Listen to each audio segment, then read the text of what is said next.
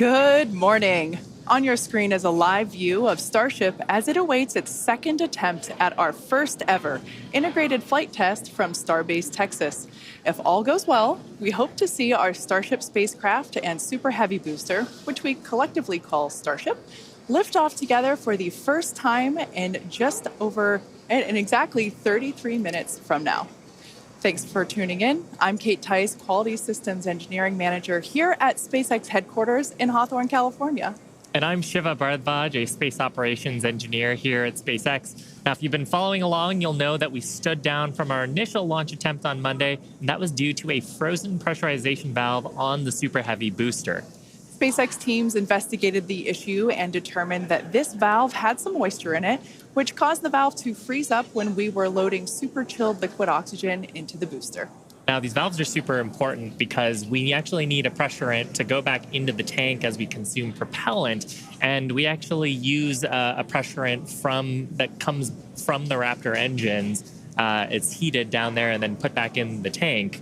And so a frozen valve there would be a problem during the launch. Yeah, and that's important. You can think of it like drinking out of a thin plastic water bottle. If you're chugging that water, it crinkles if you don't let air back into it. So we use that hot exhaust gas from the Raptor engines to refill that consumed volume as propellant is depleted. So it was a great find by the countdown, and that's why we have a countdown, is to allow us to find those issues prior to liftoff. So all of that being said, our teams learned a lot over the last 48 hours, and we are ready to give it another go. As many of you know, Starship is the latest and largest vehicle developed to date by SpaceX. It will be the world's most powerful launch vehicle once fully developed and have twice the thrust of the Saturn V rocket. But the key breakthrough with Starship is that it will be fully reusable and capable of carrying up to 150 metric tons of payload to orbit in a reusable configuration and up to 250 metric tons when expendable. Now, for context, Falcon 9 is only partially reusable.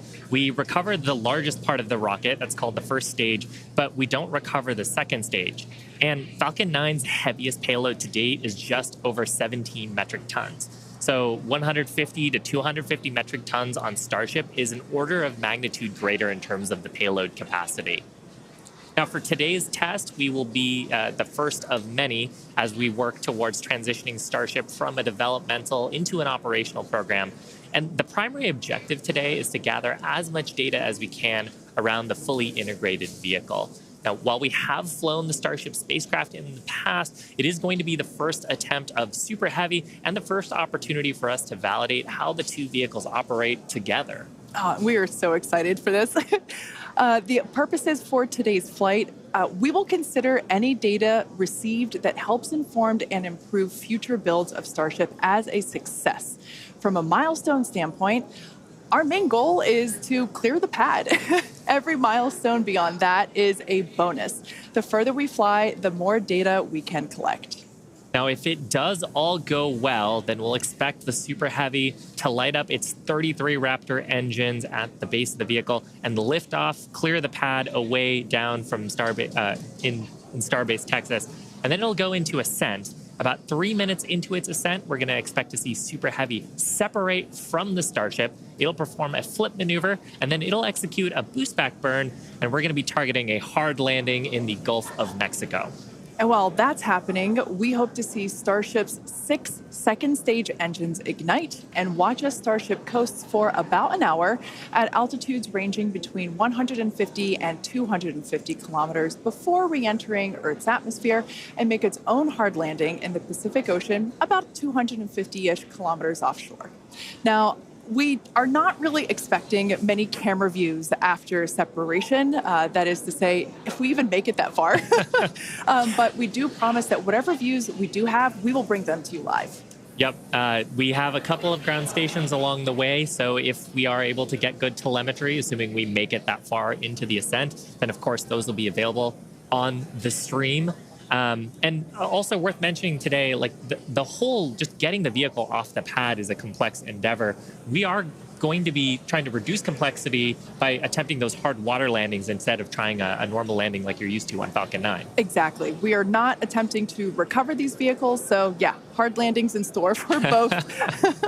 Now, in a little bit, we'll take a closer look at the vehicle and the launch pad. But first, the teams have been doing a tremendous amount of work over the last few months. In fact, there's a great shot of our Hawthorne team up here bright and early to watch the launch. Teams have been prepping really for the last few days, especially to try to get in today's launch attempt.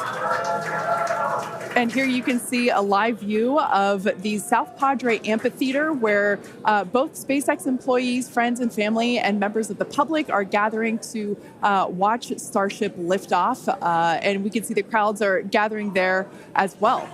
And of course, we want to give a shout out to the SpaceX team. You see them there on screen, members of our launch command, our Star Command Center. That is our Starbase Launch Control Center. Yep, those are the operators today who are going to be reviewing all the data and, of course, giving us the go, no go poll, checking the status to try to get in today's launch attempt just around 27 minutes from now. And one thing I do want to mention, I misspoke. It's not the South Padre Amphitheater, it's the Cameron County Amphitheater. Now, the entire Starship structure on your screen is made from stainless steel. When it's stacked, it stands about 120 meters tall. It's about 9 meters around. And we have this awesome video that shows you just how big that is. You can see one of our technicians there doing some final prep work in advance of today's test. And man, there's the 120-meter monster. The person just keeps getting smaller and smaller. Now, just like Falcon 9, Starship has 2 stages, which we'll talk more about those in a minute. In addition to those 2 stages, Starship actually has a 3rd stage, which we call Stage 0. It consists of all the launch pad infrastructure built around the rocket, as you can see there on your screen, and it's truly an engineering feat in its own right. Yeah, we've got a great shot there of the various different components of it. The pad, the infrastructure, all that is required to get into filling the tanks. Now, let's talk about the Super Heavy. Its name says everything. It's super, it's heavy, it's super heavy. When it's operational, it'll be responsible for providing the power to escape that mighty gravitational pull of Earth that we've got here and take Starship into orbit. The booster itself stands about 70 meters tall and is roughly the same height as a fully integrated Falcon 9, which is just so crazy to me. But this Super Heavy booster has a diameter roughly 2.5 times that of Falcon 9, and with 33 much larger engines. We have a beautiful view here. This is one of my favorite views that we're going to get today. Those are our 33 Raptor engines at the base of the Super Heavy booster. Yep, and you can see they're in a couple of different rings here. So we've got the outer ring of 20 static engines. They're going to be providing a huge amount of thrust today to lift off the entire stack. But then we've got the 13 gimbaling engines in the middle, and they're going to be providing the tilt maneuvers and also helping to reorient the booster as it comes back later in today's flight. Yeah, and when we say gimbal, it's basically tilting or almost wiggling the engines a few degrees and in either direction to allow the booster to steer itself, just as you said, Shiva. And we'll get some great shots later of actually a wiggle test that we perform ahead of liftoff, just to make sure that all of those engines are able to control their full range of control authority. One thing to note, those Raptor engines are completely designed and manufactured in-house. They are, as many of you know that have been following along, they are a reusable methane oxygen staged combustion type engine. So it's a lot of words there. And ultimately, that staged combustion means that we combust the propellant in stages that we kind of pre-combust them in a pre-burner, and by doing so, it allows the engine to be more efficient, i.e. more powerful. Yeah. Now, like Falcon 9, the Super Heavy has 4 grid fins to assist with orienting itself in its return back to Earth. We got a shot of them there beneath the Starship's aft flaps. Now, as we talked about earlier, Super Heavy is not going to be attempting a land landing today, but with this flight test, we're still trying to get as much data as we can. We're focusing on the fundamental systems and operations, so that's the liftoff portion, but we are going to try to get some data on how the fins work for that water landing that Super Heavy is going to be making after ascent. I love that great view of the fins there. Now, Starship, or the spacecraft, is the 2nd stage, and it makes up the top portion of the vehicle. It's designed for carrying passengers and cargo to Earth orbit and beyond. It stands about 50 meters tall, which is a little taller than the Statue of Liberty. It's comprised of 6 Raptor engines, 3 sea level and 3 vacuum engines, which are optimized to operate in the vacuum of space. And they provide a maximum of 258,000 tons of thrust in vacuum.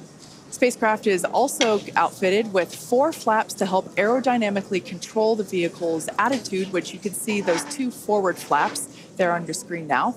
So they help control the vehicle's attitude during atmospheric flight and enable precise landing at the intended location. Now, one thing we got to mention, the heat shields. They are iconic. Starship is wrapped in a heat shield, which is composed of 18,000 hexagonal ceramic tiles designed to insulate the vehicle during that atmospheric entry. And that's really important because the temperatures can be as high as 2,600 degrees Fahrenheit. The hex-shaped tiles, like the ones that Shiva and I have, roughly make up about 2/3 of the vehicle. We can see that we have some different shapes. Mine is slightly curved. As you can imagine, it sits on the curved portions of the Starship vehicle. Now, the one that I've got is a hexagonal tile that's more flat, and it's really used for the flatter structures on the vehicle.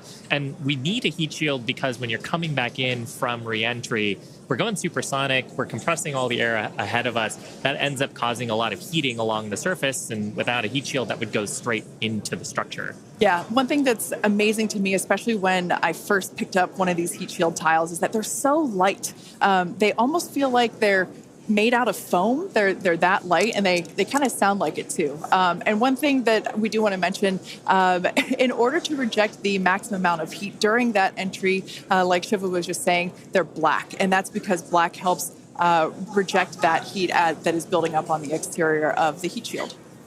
Now, Starship is designed for vertical takeoff and landing as opposed to taking off and landing like an airplane, and that's because that's really important because we don't have runways on the moon or Mars. Fortunately, at those destinations, the gravity is not as high as it is here on Earth. On Mars, the gravity is just 1/3 of what it is here on Earth, and on the moon, it's just a sixth. So in both of those cases, Starship, with just its engines, can take off without needing the Super Heavy booster like we do need here on planet Earth. Now, for today's test, Starship does not have its landing legs attached because, like we said before, it won't be returning anywhere. Starship is expected to make a very hard ocean landing, which, if we even make it that far and manage to get any views, it will certainly make for a very exciting end to today's test. At this point in time, we are 20 minutes, or just over 20 minutes from liftoff. Let's check in with John Innsbrucker for a status update. Hey, John, how's it looking? Thanks, Kate. I'm John Innsbrucker, Principal Integration Engineer here at SpaceX. We're currently loading propellant from the ground system into both the first and second stages. Now, both vehicles use the same 2 propellants. That commonality helps build the reliability. And the fuel today is liquid methane, and that's at a temperature of just over 100 kelvins. That's about minus 272 degrees below zero on the Fahrenheit scale. Now, liquid methane is a different fuel from Falcon 9. That booster uses RP-1 kerosene. However, our oxidizer is liquid oxygen, and that's the same as Falcon 9. Because there is no oxygen in space to support combustion, we have to bring our own. Now, leading up to where we are right now, we had a go-no-go poll. That was conducted just after T-minus 2 hours. And once the team gave their goes, we started loading propellants onto the booster at T-minus 1 hour and 39 minutes. At T-minus 1 hour and 22 minutes, we began propellant loading of the ship. The second stage you can see on your screen right there. Now, propellant loading of the Starship's second stage main tanks completed at about the T-minus 27-minute mark, at which time we then began loading the 2 header tanks in the nose of the second stage. Now, at T-minus 3 minutes, when the first stage Super Heavy propellant loading completes, that means we'll have all the propellant on the rocket, and the vehicle will be fully loaded with over 10 million pounds of propellant. Now, right now, at T-minus 19 minutes and counting from liftoff, the weather and winds are looking good. We have been watching the ground level winds. They're at 18 miles an hour. As the morning continues, they will increase, but that is below our limits right now. We're also looking at upper altitude winds. We're waiting for one more balloon, but we believe that we're going to be go. On the launch vehicle itself, the teams, the good news, they're not working any issues right now. But if for some reason we do not make our test flight today, if we have to hold, We have a backup launch window. However, we're not sure when it would be. It could be 24 or 48 hours after today. It'll depend on how far we get into the countdown. But right now, heading for a T0 at 8:28 Central, 13:28 Universal Time. Kate, everything is looking good. Awesome news.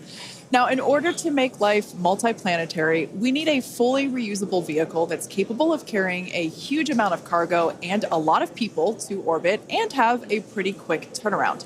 The idea is to effectively reuse launch vehicles just like airplanes. Yeah, imagine if you had to wait for a new airplane to be constructed every time you wanted to fly. You'd rarely go anywhere, and for most of us, it would be completely unaffordable. In order for us to get to Mars and back with lots of people, lots of cargo, multiple times, reusability really is a must. In advance of our first missions to Mars, Starship will execute a number of missions with both cargo and people, starting with Earth orbit and eventually expanding to the Moon and beyond. Now, in the near term and a bit closer to home, Starship will also be critical to other programs. Once fully operational, it'll deliver the full-size and upgraded version of our Starlink satellites, and that's super exciting because our next-generation satellites represent a step forward in Starlink's capabilities and will allow us to connect millions of more people around the world with high-speed internet to watch launch webcasts.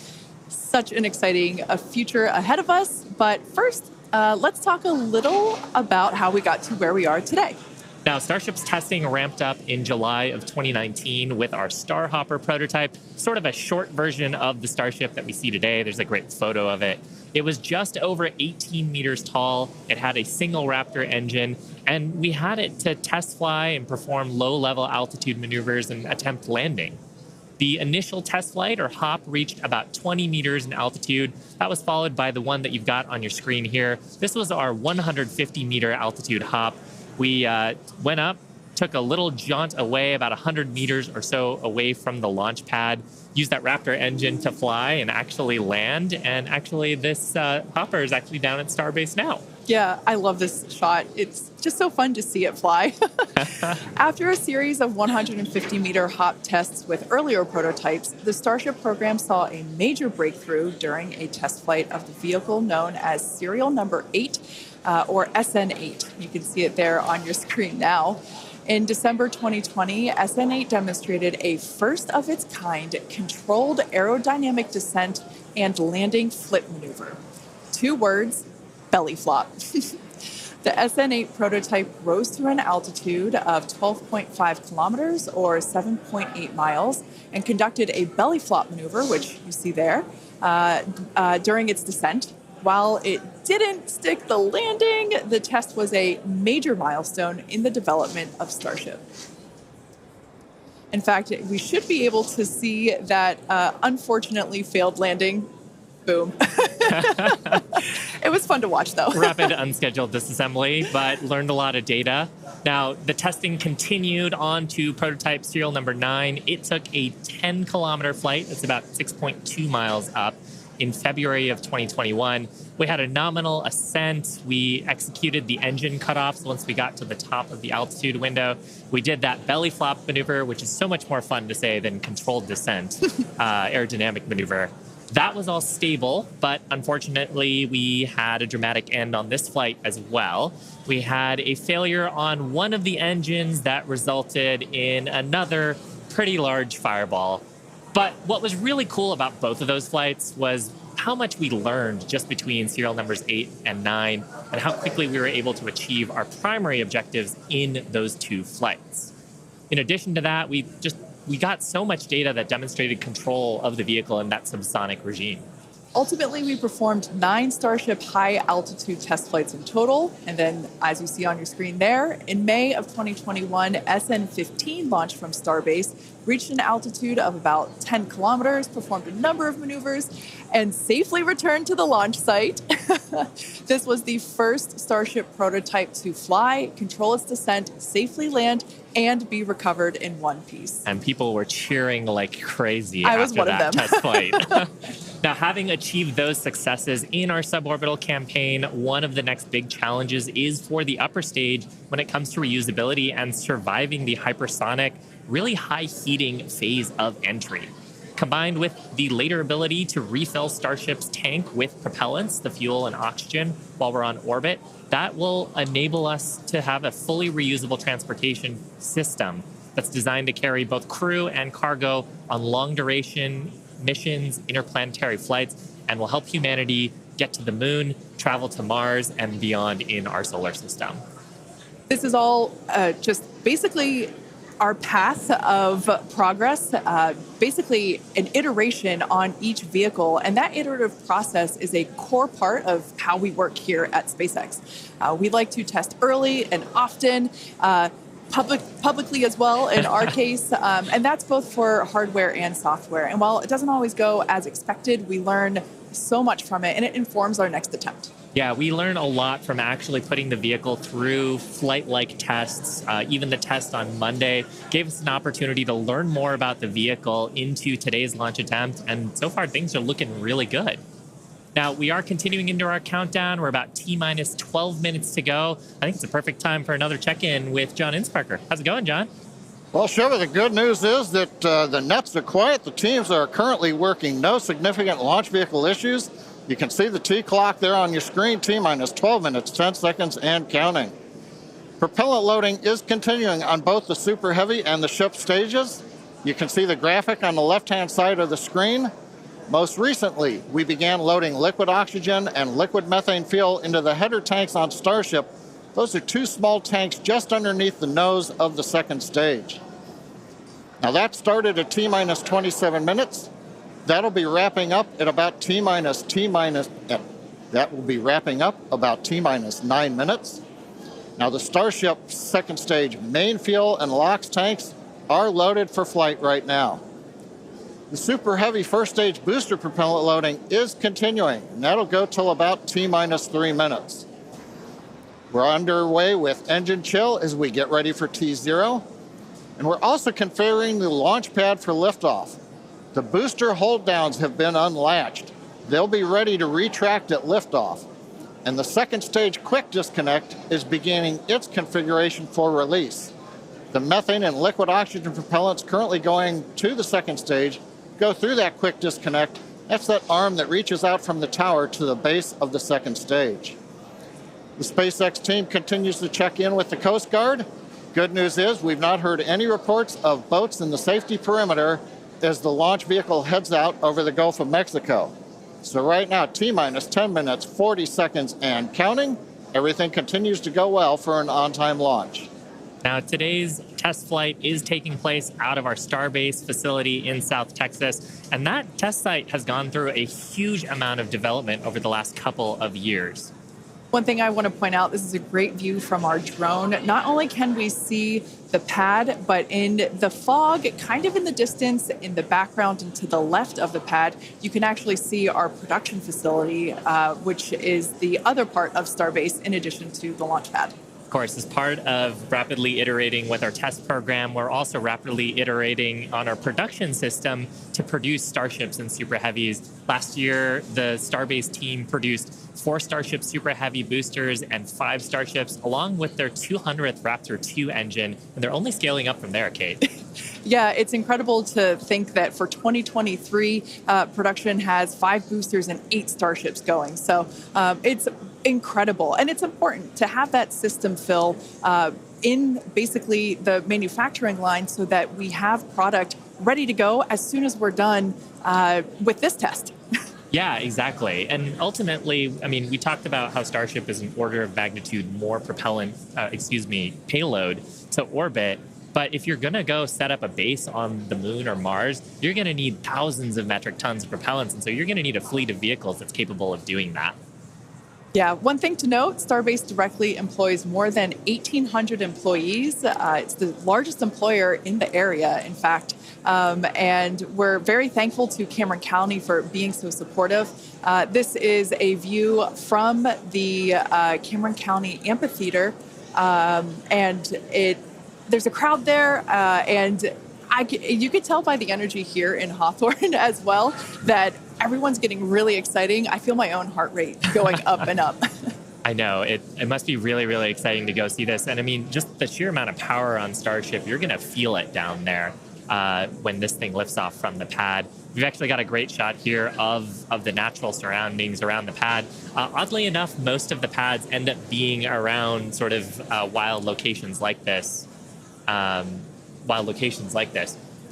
coming up on T-minus 8 minutes, I think it's another good time for check-in with John. Thank you, Shiva. T-minus just over 8 minutes to the first test flight of Starship. Currently, we are pressurizing second stage. We are also closing out liquid oxygen and fuel header loads on the second stage. We're also getting ready for propellant load tank pressurization on the first stage. In fact, we are just now closing out header tank load on the second stage. Now with the header tanks loaded and closed out, that means we're down to just the first stage to finish loading. That'll finish about T-minus 3 minutes. And at that point, when both stages are loaded, we will have the 10 million pounds of liquid propellant on board. Now in the next few minutes, the guidance system will begin its final alignment for flight during a quiet period when the rocket's not doing anything.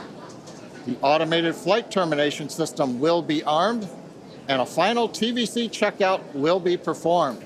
Those are the engine wiggles, and hopefully we'll be able to see that with the cameras underneath the vehicle and maybe even the second stage engines. And there's a view looking underneath the Super Heavy first stage with the 33 Raptor engines. Now a reminder as we continue counting down, if we do need to hold, the point where we hold the clock would be at T-minus 40 seconds. We can pause there. Typically in the past, if we need a little bit more time to finish final checkouts, or do some pressurization of the onboard storage tanks, that's where we would hold. But currently, we're not hearing a need to hold, so at 6 minutes, 27 seconds, everything looks good. And of course, Kate, Shiva, as we get close, we're going to get into the engine ignition sequence of 33 Raptors, and that's going to be something new for everybody. I cannot wait for that moment. So for those of you that are familiar with how we launch Falcon 9 rockets, you probably know that we light all 9 of those first stage Merlin 1D engines all at once. It's pretty different than what we do, or what we're attempting to do today. We're actually going to be igniting those 33 engines in banks or clusters, and that sequence starts at T-minus 6 seconds. Yeah, and the ignition sequence is a little bit different, both in terms of the timing and also the ignition method.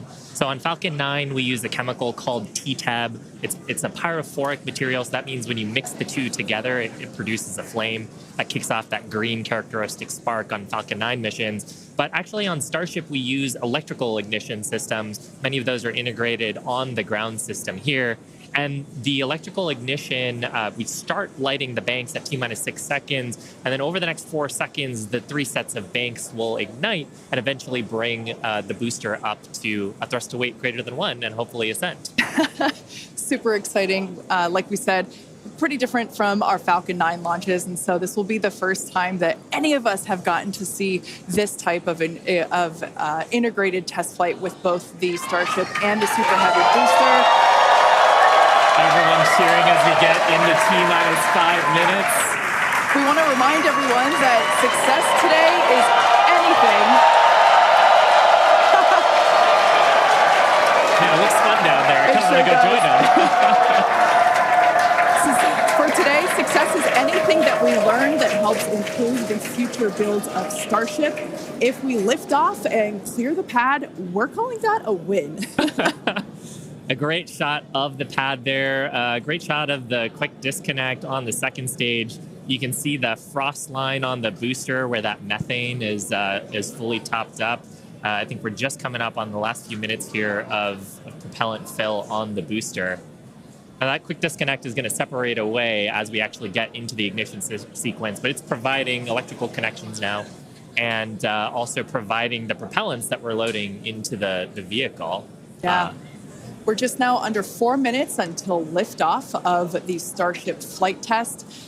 We've been following along for what honestly seems like days and days now, but really it kind of comes down to years. It has been a long time to get to where we are today. Now, fast forwarding a little bit, We have the opportunity to hold, if necessary, at 40 seconds. And we are able to hold there for about 15 minutes or up to 15 minutes and still be able to lift off. Yeah, and that's a little bit different from Falcon for the propellant sequence on Falcon that we don't have the opportunity to hold. So that's a cool new capability on Starship. Yep. Right now, T-minus 3 minutes, 10 seconds and counting. We got some great views from the drone. It's nice that the fog is slowly lifting. We get some of the blue skies, hopefully good views. What we're waiting for right now is closeout of propellant loading on the first stage. That should be wrapping up here shortly. In fact, it looks like fuel fill and drain valves are coming closed. That means first stage is fully loaded, second stage fully loaded, and that 10 million pounds of propellant on board the Starship launch vehicle. I want to take a quick moment to say that the crowd energy here is electric. I feel like it's Falcon Heavy test demo all over again. And hopefully you'll hear us as we get into the plus count. But right now, next activity is coming up. The flight termination system arms at T-minus 2 minutes. Thrust vector control checkouts at T-minus 2 minutes. And then after that, major activity will be the T-minus 40-second gate. There's a view looking up at the 33 Raptor engines. There are 20 engines in a circle on the outside, and as Shiva said earlier, 13 engines on the center. Those are the ones that gimbal and steer the vehicle.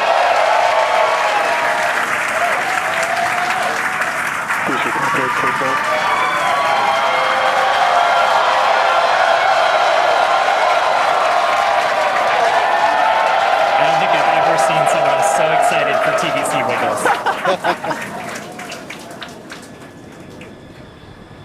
Love this view. These are the 33 Raptor engines at the base of the Super Heavy booster. I think we can see those wiggles now. We're currently inside 90 seconds. Next major activity, T-minus 40 seconds. That is a gate, a decision point. We're waiting. Possibility the propulsion team may need a few minutes. Flight termination system is armed for flight. We're getting ready for T-minus 1 minute and counting. No, T-minus 1 minute and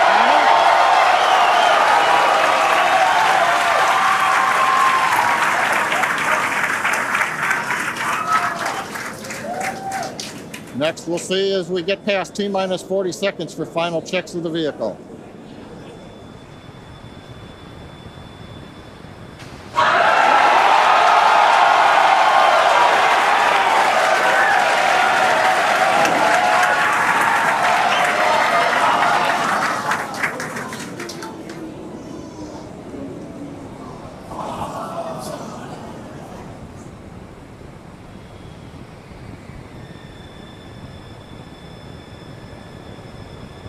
Okay, you can see the clock is recycled.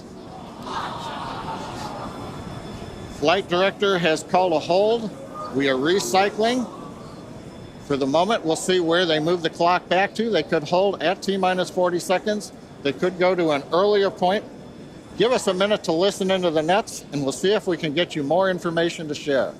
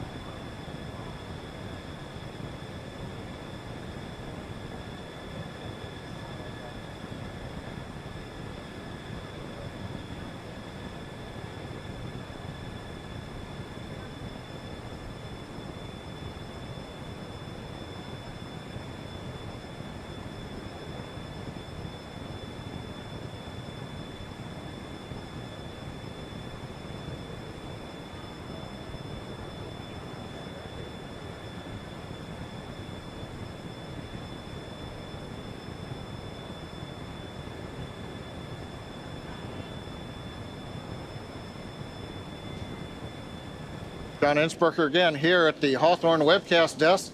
We're holding at T-minus 40 seconds. What we've heard so far is we have a couple of issues we're working. One is the booster tank pressurization. Final pressurization was just a little bit long. That's not unusual. We've held at T-minus 40 seconds before to pressurize. That appears to have been resolved. At the same time on the second stage, they're working some final purging. We should know very shortly if that is cleared and if we'll continue the countdown.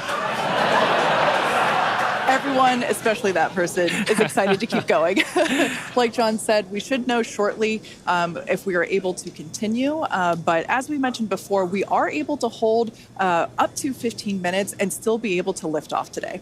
Yeah, on Falcon 9, it's a little bit different. Once we start propellant loading, we pretty much have to go at the targeted time. Otherwise, the propellants can warm up and we may not have the performance for that particular mission profile. It's a little bit different on Starship. Folks, if I can interrupt, yeah, it looks like they're clearing all the flags, and we're going to release at T-minus 40 seconds. That is amazing news. Amazing. Team working quickly through their issues on first and second stages. And I'm sure all of the rehearsals and simulations that they've been doing have prepared them to evaluate this data quickly to try to get us in for today's launch attempt. For those of you just joining, we have a brief hold at the T-minus 40 second mark. The team is resolving one issue with the bleed purge on the stage 2 Raptors. Like John just said, the teams are quickly working that, and it looks like the flags are being cleared as we speak. So we should be able to resume the launch countdown any moment now. And it's worth noting on Starship that once we resume the countdown, it restarts from the 40-second period, and then we keep going unless another condition pops up. So stick around because Starship could be going here real soon. Don't walk away, that's for sure. Amazing views here coming to us from Starbase, Texas. Cheering to close the start again.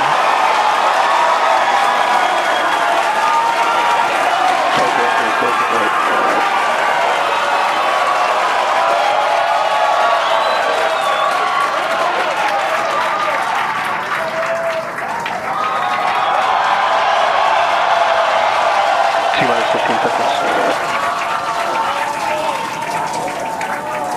10, 9, 8, 7, 6, 5, 3,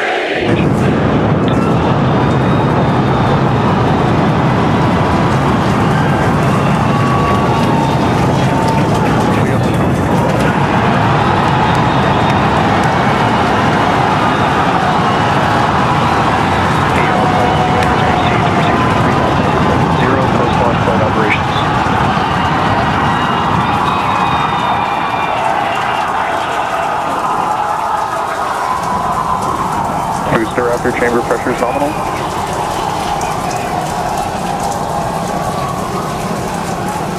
plus 33 seconds into the test flight of the inaugural Starship vehicle. Tower cleared, we're into pitch over. Propulsion reports first stage engines nominal. What a sight from the ground cameras at Starbase. We're flying at twice the thrust of the Saturn V heading to space. Acquisition of signal, Corpus Christi. We're throttled down and throttled back up. Going through the period of maximum aerodynamic pressure.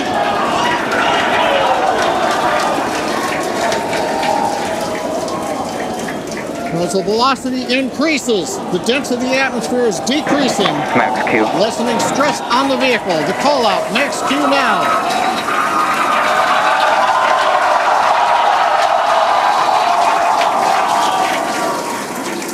Continuing to watch the first stage as we head down range.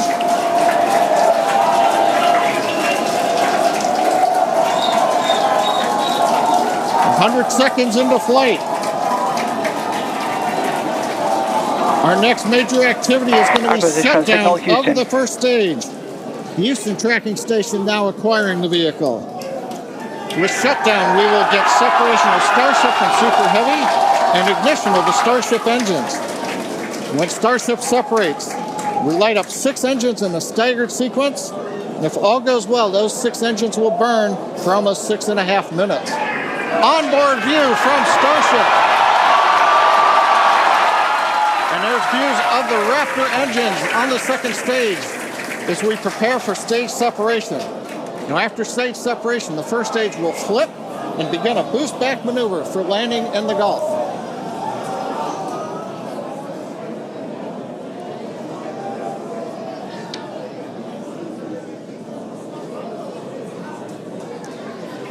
Continuing to fly, 2 minutes 40 seconds. Let's get ready for main engine cutoff. Booster engine cutoff. Beginning to flip for stage separation.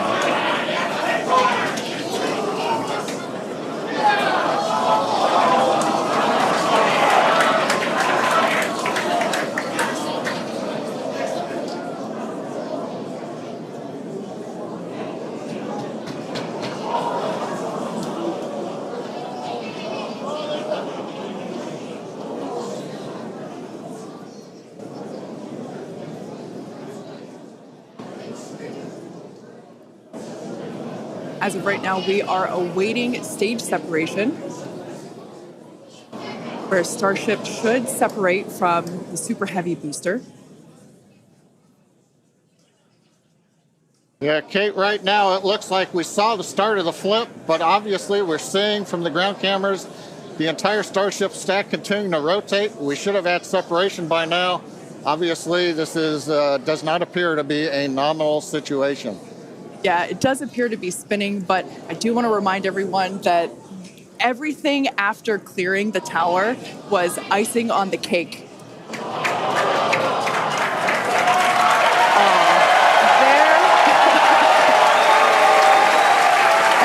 As you saw, as we promised, an exciting end to the Starship inaugural integrated test flight.